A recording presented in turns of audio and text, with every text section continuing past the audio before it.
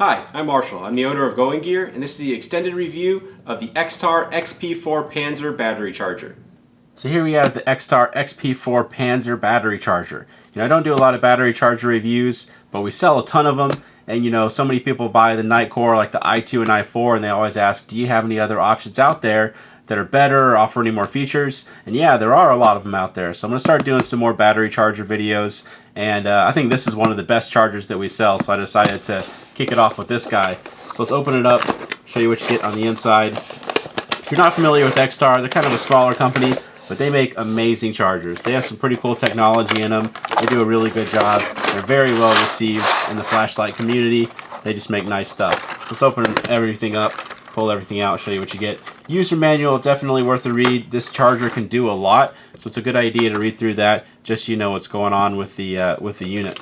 A couple of different charging methods. So you have a regular wall outlet, and you also have the car charger. Now, not all dealers are going to have both of those with it, so just keep that in mind. But if you buy it from us, the ones that we have both the car charger and the home charger. So, spring-loaded bays accommodates a huge variety of different batteries. You can see all the different ones that it'll charge. And it has an intelligent circuit in there that actually detects the type of battery, so it can charge nickel metal hydride and lithium ion batteries. So that's a pretty cool option, and you've got a lot of different sizes of both that it'll charge. Nice spring-loaded bays. Some of the other manufacturers, these things kind of bend back. It's a little bit hard to move them around, but these have nice sturdy metal. They move easily. They're easy to get batteries in and out. And you can see how easily and freely that they move, and they still hold the batteries in there nice and tight. So another really cool feature that this has is that it has USB output. So you can actually use this as a charging device for other things. So we have a lot of customers that come in looking for good emergency power options, and they look at solar and they look at crank and stuff like that. But if you think about the power capacity of, for instance, these Olight 3400 milliamp hour 18650s, you have even 4 of these, or even carry 8 of these or 12 of these. That's a tremendous amount of power that you have, that one of these alone will charge most cell phones a couple times, or at least once, out of just a single battery. And then when you do have access to power again, you can use the wall outlet or the car charger to charge those batteries back up and keep that cycle going. So really good emergency power option, because you have that USB output to charge all your different devices that run on USB, which is an awful lot these days. So I have the XP4 plugged in just so I can show you what it can do. I said before that it can charge different chemistries and different capacities and sizes and all that kind of stuff. It can actually charge those all at once. So you have 4 bays, you can put 4 different kinds of batteries in there. That's what I have right here. So each of these bays is independent, and it's going to go according to the the chemistry that's in here and the current voltage as to how it's going to charge it. So we have an EagleTac 14500 lithium ion battery we're going to stick in there. We have a Sanyo Eneloop we'll stick in slot 2, so that's a nickel metal hydride battery. Another lithium ion, a big 3400 milliamp hour 18650 from Olight, and then an EagleTac 16340 lithium ion battery. It'll charge all 4 of those at once with no problem. You can actually adjust the charging rate. So I had it at 1 amp, which is honestly probably a little bit too high for these smaller batteries. It's fine for the large lithium ion 18650 with that high capacity. They actually have some suggestions in the user manual, so definitely take a look at the user manual as to see what the suggested charging rates are.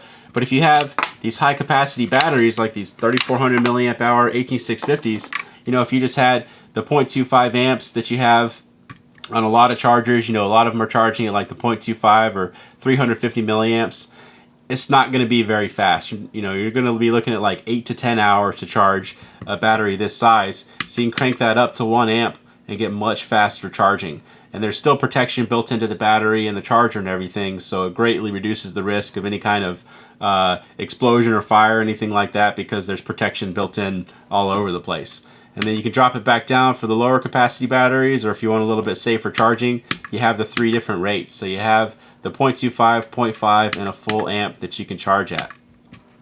So I talked before about the USB output. Let's talk about that a little bit more. So what you do is you take a relatively high capacity battery, they recommend 2200 milliamp hours or above, and put it into channel 4. We're going to put that in channel 4, plug in your device, so plug it into that USB slot there in the back. So the charging LED on my phone is right here. It's a little orange LED. It's tiny. but we're going to look for it. So we're going to press and hold this button right here for 1.5 seconds. A little USB indication comes up, and there you go. You can kind of see it on there. So it's charging via USB on my phone. Pretty cool option, great emergency option that you have, you know, for in your vehicle or around the house. You also have another option in here where you can discharge and refresh nickel metal hydride batteries. So say you way discharge these things, you know, a lot of standard chargers, just go in and try to recharge them. And, you know, they have a little bit of a memory effect in some of the nickel metal hydride batteries. Eneloops aren't known for that, but I'll show you how it works just in case you ever need to use that option. You put the battery into channel 1, make sure it's plugged in. Actually, we need to take it out. Make sure it's in standby mode, and then put it in.